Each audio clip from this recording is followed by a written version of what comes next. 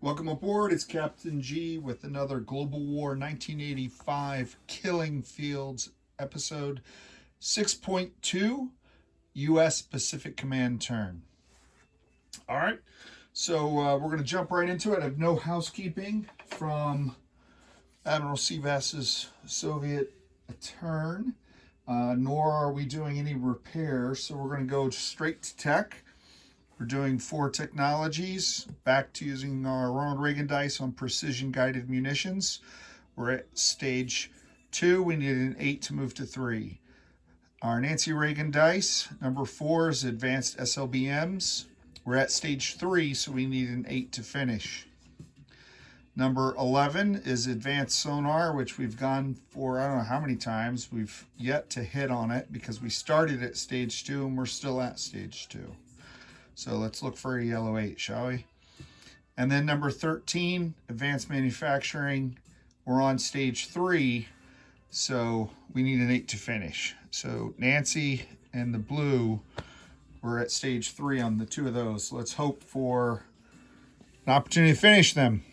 Technology. Randomizer. Hoo-yah! Well, hey, we did get the 9.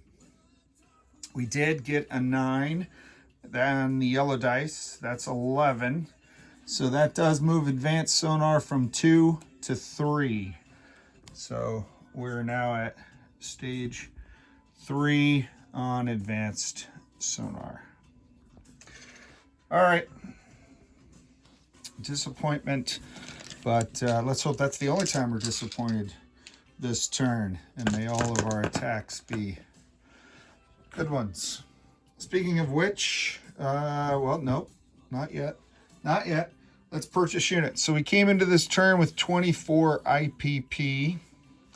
We're spending 7 to build and ship out to the fleet a Top Gun Naval ASF for Coyote Air Wing. Another 7 to produce a regular naval ASF for the Payback Air Wing, 1 for each carrier. So that's 14. 2 SAMs at 3 each for 6, so that's 20. And a mech for 4, that's 24. So that's all of our IPP cash on hand. And then we are producing, because of the advanced airbase now, that 3rd airbase, we're doing 3 Tomahawks, 3 cruise missiles, and 2 ASMs. All right, so that's our production. Now, let's get over here to the fun and games. So we have 3 combat dice, only 2 that will involve rolling. Number 1, red, white, and blue. So the 1, we're doing a Tomahawk and cruise missile strike on the Philippines. The Philippines here. And you may wonder, well, what's firing those, Captain G? Well, we're moving into P-38 all the way over here from the 7th Fleet. We're moving our battleship 1, 2, 3, 4 into P-38, and the battleship is firing the 2 Tomahawk cruise missiles. And then from U.S. Forces Japan in Tokyo, we're launching our B-52 squadron. They're flying 1, 2, and they're launching 2 air-launched cruise missiles. And then from here, it's 1, 2 into the Philippines. Now, this naval fleet for the Soviets have 2 Yaks on it on a heavy aircraft cruiser. They cannot scramble. On the Philippines themselves, there is a fighter that can scramble, but it can only go a range of 1. If there was an air superiority fighter, it could go 1, 2 and challenge this. So there's a possibility that something could hit. I don't think it's likely. I'm pretty sure I'm tracking where his air superiority fighter was, but you always want to be careful in case you make a mistake. So just in case, I'm scrambling, well, not scrambling, but I'm dispatching this U.S. Air Force F-15 air superiority fighter in escort.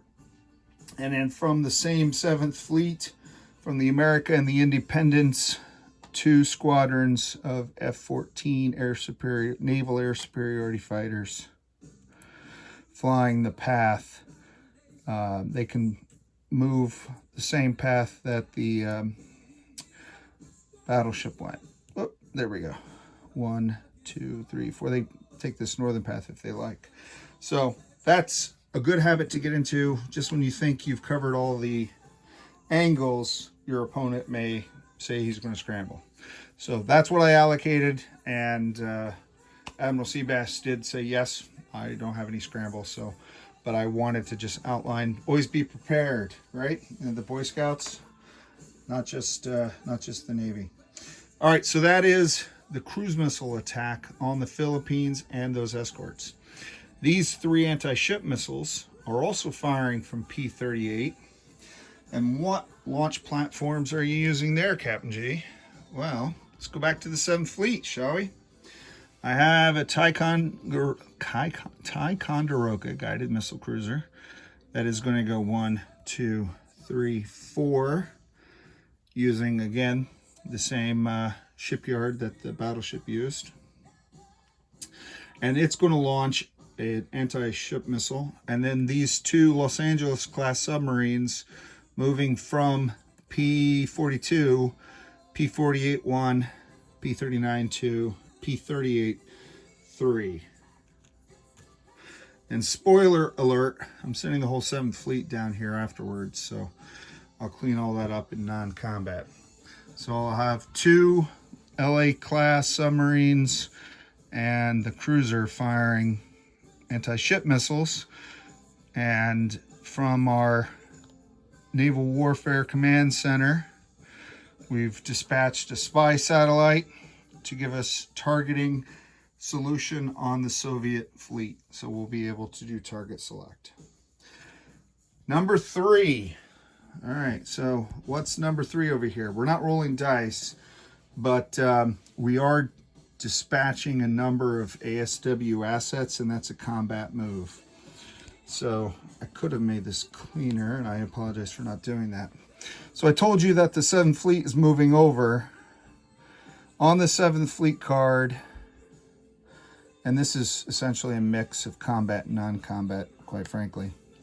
I'm going to move over the carriers and this destroyer, and then dispatch from them these ASW helicopters. So I'm sending, let me see, P-47, P-39, and P-38. So P-47, P-39, and P-38. Is that right? P-38 is the C zone itself. I have ASW helicopters going on patrol. Those are off the Independence, the America, and its destroyer escort.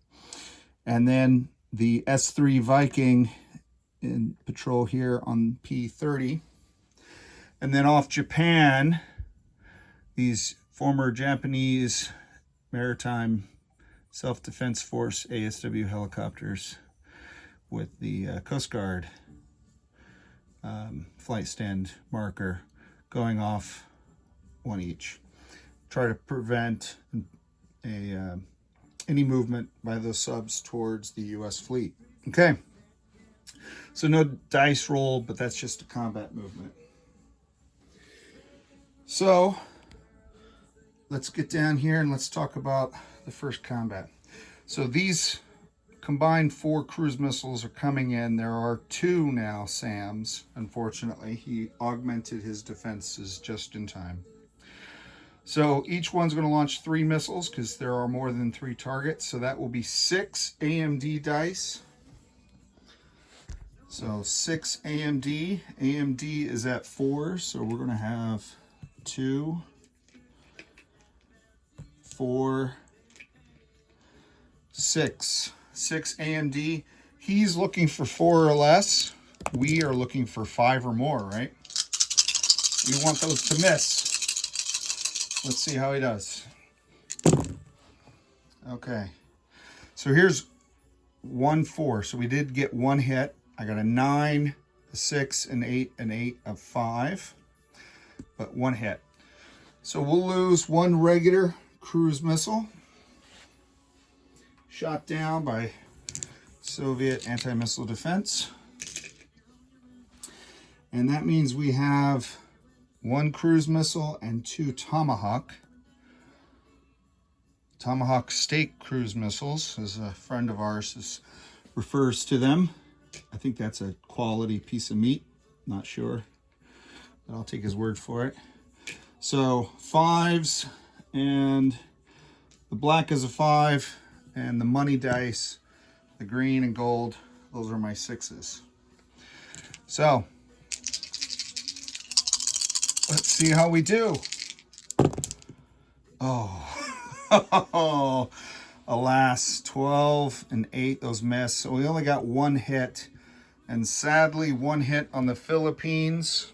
We look at this task force marker. This is the Philippines task force. All that effort to kill a paramilitary. Probably some teenagers from the Philippines that were forced into arms and uniforms by the Soviets against their will. It's a shame. Terrible, terrible, Admiral Seabass, that you would even do such a thing. Oh well, they're ineffective. Now let's look at, so that's battle 1. Disappointment continues. Let's hope that we'll do better here on attack 2. So I've got the 3 anti-ship missiles coming into this naval task force. What is that naval task force?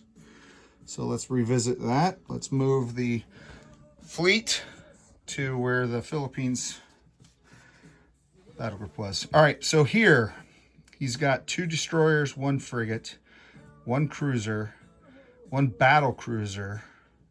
This is my stand-in for an ASW carrier until I get mine painted, and the heavy aircraft cruiser. Firing AMD will be the battle cruiser, the cruiser, and the frigate. So those 3 he'll get. Let me just confirm. Yep. So 3 dice at 4 in defense, and we'll remove any that he hits, and then we'll roll for our ASM. So we need AMD dice at 4, so we need the white dice. Let's bring you back center stage. 3 AMD. Okay, so 11, 11, 9. Super awesome, fantastic. Now let's hope for the best. Now these anti-ship missiles are all at 5s. So let's hope for low numbers this time. 5 or less. 5 or less. All right. This is going to be fun. I have 2 3s and a 12. So 1 missed. The other 2 hit. And we have target select. So we can hit 2 targets. Now what do we want to hit? Now, here are my options. Let me explain to you what's going on in a strategic fashion. The Soviet fleet is blocking any attempts by the U.S. to move into Southeast Asia. So I've got to get through this fleet, I got to get through the Philippines, and then I got to get into here. Meanwhile, this amphibious task force is sitting here within range of hitting Australia. They can come up and hit Japan. They can move this fleet, combine with this fleet, and now come after my fleet, which is a new target I presented. They could even invade Taiwan if they wanted to. So I've got to clear some of these ships, and I'm attacking now because he's divided the fleet. So one could argue I should just take 2 ships, but I want to kill this cruiser. Now I could have one go after one of these and then the other one going after this cruiser. But I'm using SpySat for target select. So this cruiser will get phalanx missile defense, which is a 6 or less.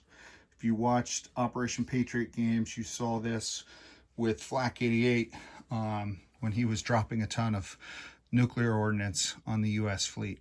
So I could allocate both missiles to the cruiser in hopes that one of them defeats his missile or his point defense, or I could kill a frigate for sure or kill a destroyer for sure and then hope for the best on the other one.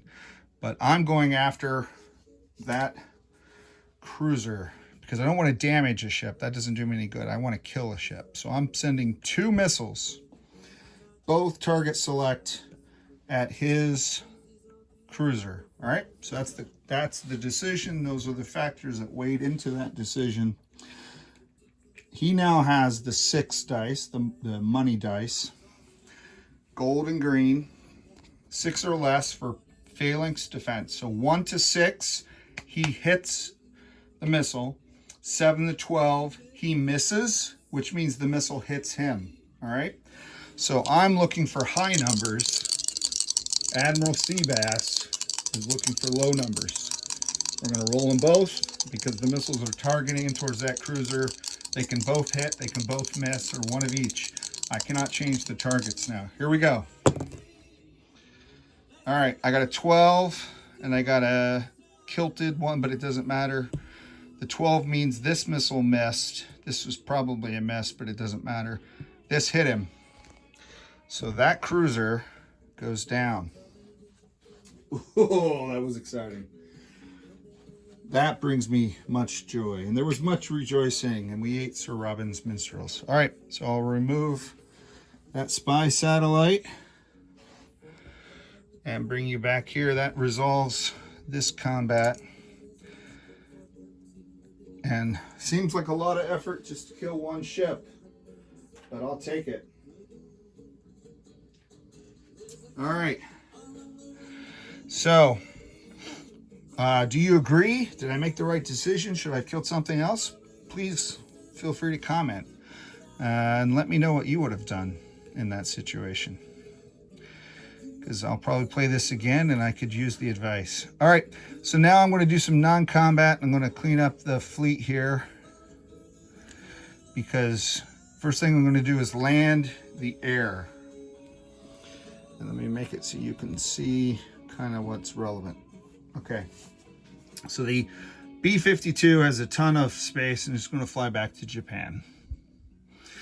The F-15 squadron is going to land on Guam, so it is within range to scramble in defense of nearly all of these ASW assets in case the Soviets get any bright ideas about sending aircraft. The 2 F-14s are going to land back on their respective carriers, with America getting payback and Coyote Squadron on the Independence. Okay, so that's on Guam, and then these 2 subs are here. So that's all the aircraft that were involved in combat operations. Let's do some other non-combat. I'm going to take this P3 Orion off ASW. That's a non-combat to take it off ASW patrol. Land him back at Hawaii, where he can be remissioned. I'm also going to take down here in Queensland this S3 Viking that came off of New Caledonia that was involved in a battle early in the war. And he's going to rebase, and he's going to go up here to the Naval Air Station in Japan. So that'll be his rebasing. I'm going to fly the Marine Corps. Is that within range? This AV-8B Marine Corps naval fighter from Sapporo down to Tokyo. Take the place of the F-15, and this Hilo Squadron 1-2 will also land in Tokyo off Sapporo Island. Okay. from Tokyo to Fukuoka.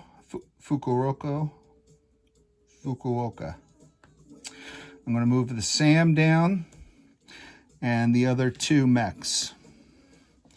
So I'll have 3 mechs and a SAM on that part of the island. And then all of that U.S. Forces Japan on the rest of the island. All right, let me check. I moved the entire balance of the 7th Fleet. So that's 1 destroyer and 2 frigates that moved non-combat. Also from Christmas Island, P-42, I'm going to move this diesel electric 1, 2, 3 to P-38.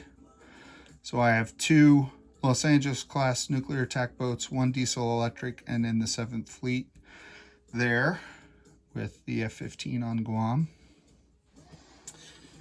I'm going to use the sea lift, and I'm glad that this wasn't blocked, but 1, 2, 1, 2, and then he's there. So this air cav, this Marine Corps air cav that was been slow boating it, finally arrived in Japan. So good for him. He's on Tokyo. I'm going to use a airlift to take this U.S. light infantry from Alaska and land him in Guam. So he'll be there as ground support for the F-15 Eagle. And did the Viking 7th Fleet. Yep. Aircraft Tokyo. Yes. Alaska. Yes. I'm checking my notes. I don't want to miss anything. We're at a stage of the war where a single mistake can cost you, as I've experienced a couple times. All right. I think that is it for non-combat. I'll do my recap status of forces after the turn for my partners playing the game with me. Let's do place units. So my 2 F-14 squadrons, Naval ASF, I'm going to put on the 7th Fleet, so the America and the Independence. All right. Yeah, Indy. All right. I got a SAM and a mech that's starting down here in Queensland because I have that minor base. So I'll have 2 SAM. What's the plural of SAM? SAMs. So 2 SAMs and 1 mech I placed down here in Queensland. And then the other SAM that I purchased is going up here to U.S. Forces Japan in Tokyo, taking advantage of that minor army base. Okay, so those are my builds. I will add my missiles to my dashboard. I did use 2 Tomahawk cruise missiles this turn and 2 regular cruise missiles and 3 anti-ship missiles. So I'll replenish that, and for my partners, I'll do a quick missile count during my recap. So if you're tracking on your dashboards, you'll know how many missiles I have as well, or can confirm your count. That completes place units. Let's go to collect income. So none of our income changed. We've been status quo at 25, but this has not changed either. So 25 includes the 6 I lose for oil, which means I have 19 IPP. Yep. Now I'm going to go suck at the teat of US Global, and randomizer doesn't make any noise when there's only one of them, and hope for a high number. 2. That is not high, sadly. So it's half of what I wanted. So 3 IPP. 19 and 3 is 22. The US will have 22 IPP cash on hand going into turn 7.